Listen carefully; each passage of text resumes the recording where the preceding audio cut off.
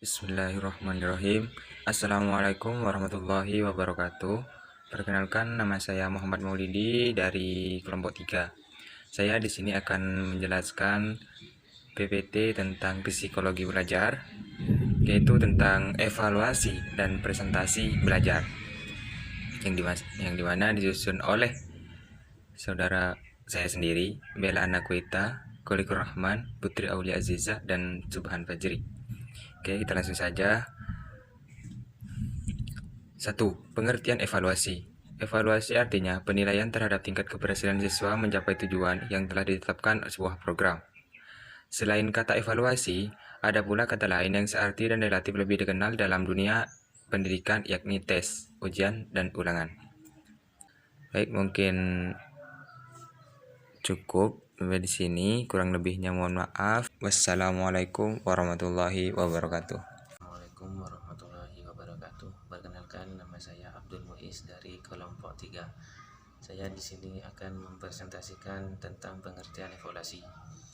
Adapun pengertian evaluasi pendidikan menurut beberapa tokoh antara lain: yang pertama, Bloom. Evaluasi adalah pengumpulan kenyataan secara sistematis untuk menetapkan apakah dalam kenyataannya terjadi perubahan dalam diri siswa dan menetapkan sejauh mana tingkat perubahan dalam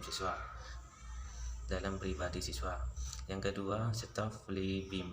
Evaluasi merupakan proses menggambarkan, memperoleh, dan menyajikan informasi yang berguna untuk menilai alternatif keputusan. Yang ketiga, Cronbach. Evaluasi merupakan suatu proses terus-menerus sehingga di dalam proses kegiatannya dimungkinkan untuk merevisi apabila dirasakan adanya suatu kesalahan. Sekian dari saya. Wassalamualaikum warahmatullahi wabarakatuh. Assalamualaikum warahmatullahi wabarakatuh. Perkenalkan, nama saya Bella Nakwita. Di sini saya akan menjelaskan tentang tujuan evaluasi secara umum dalam bidang pendidikan.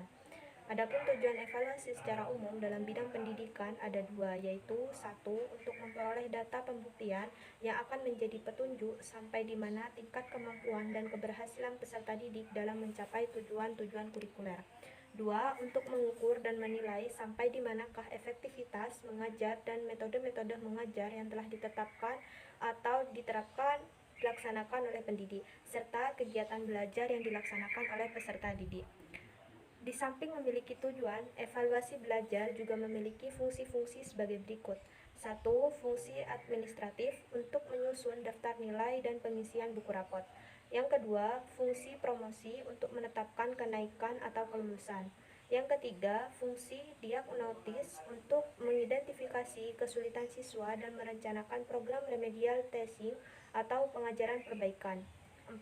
Sumber data BP untuk memasok data siswa tertentu yang memerlukan bimbingan dan penyuluhan BP. 5. Bahan pertimbangan pengembangan pada masa yang akan datang yang meliputi pengembangan kurikulum, metode, data, dan alat-alat PBM. Sekian dari saya, kurang dan lebihnya saya mohon maaf. Wallahu muwaffiq ila aqwamit thoriq. Wassalamualaikum warahmatullahi wabarakatuh. Assalamualaikum warahmatullahi wabarakatuh. Perkenalkan, nama saya Subhan Fajri dari kelompok 3. Saya di sini ingin menerangkan indikator presentasi belajar. Presentasi belajar pada prinsipnya mengungkapkan hasil belajar ideal meliputi segenap ranah psikologis yang berubah sebagai akibat pengalaman dan proses belajar siswa. Namun demikian, pengungkapan perubahan tingkah laku seluruh ranah itu, khususnya ranah rasa murid, sangat sulit. Hal ini disebabkan oleh perubahan hasil belajar yang bersifat tidak dapat diraba. Oleh karena itu, yang dapat dilakukan oleh seorang guru dalam hal ini adalah hanya mengambil cuplikan perubahan tingkah laku yang dianggap penting dan diharapkan dapat mencerminkan perubahan yang terjadi sebagai hasil belajar siswa, baik yang berdimensi cipta dan rasa maupun yang berdimensi kersa. Sekian dari saya. Wassalamualaikum warahmatullahi wabarakatuh.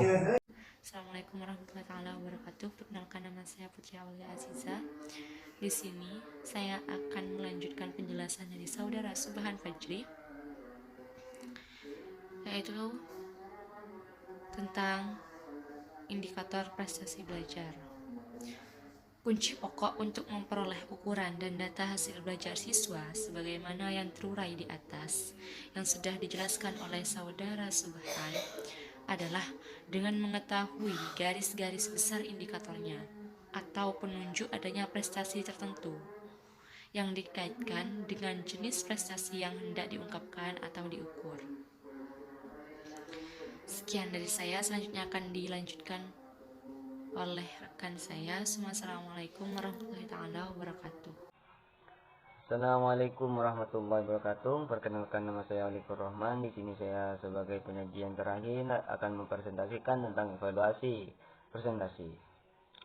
Mengukur keberhasilan siswa yang berdimensi kognitif ranah cipta dapat dilakukan dengan berbagai cara, baik dengan tertulis maupun terlisan dan perbuatan. Karena sedemikian banyaknya jumlah siswa di sekolah-sekolah, tes lisan dan perbuatan hampir tidak pernah digunakan lagi. Alasan lain mengapa tes lisan khususnya kurang mendapat perhatian ialah karena pelaksanaannya yang face to face, berhadapan langsung.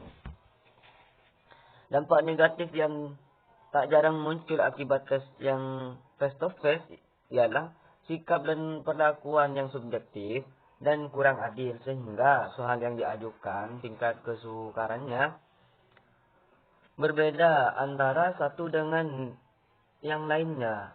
Di satu pihak ada siswa yang diberi soal yang mudah dan terarang sesuai dengan topik, sedangkan di pihak yang lain ada pula siswa yang ditanyai masalah yang sukar, bahkan terkadang tidak relevan dengan topik. Demikian dari saya. Apabila ada kesalahan, itu murni dari saya. Wabillahi taufiq wal hidayah. Wassalamualaikum warahmatullahi wabarakatuh.